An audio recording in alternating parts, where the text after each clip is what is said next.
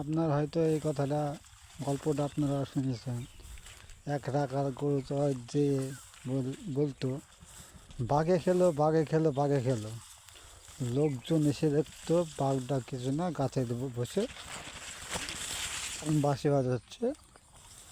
তারপরের দিন আবার বললো বাঘে খেললো বাঘে খেললো বাঘে খেললো।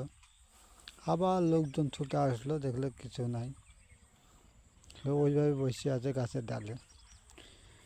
তারপরের দিন কিন্তু সত্যি সত্যি বাঘ এসেছে। সেদিন ওকে বাঘে খেলো। তো চিৎকার করলো যে বাঘে খেলো বাঘে খেলো বাঘে খেলো, কিন্তু কেউ তখন আর আসলো না। ও বলতো আমাদের সাথে প্রত্যেক দিন আমাদের সাথে বদমাইশ করে, ওকে আর যাবো না, বাঁচাতে থাক। তেমনি এরকম হলো।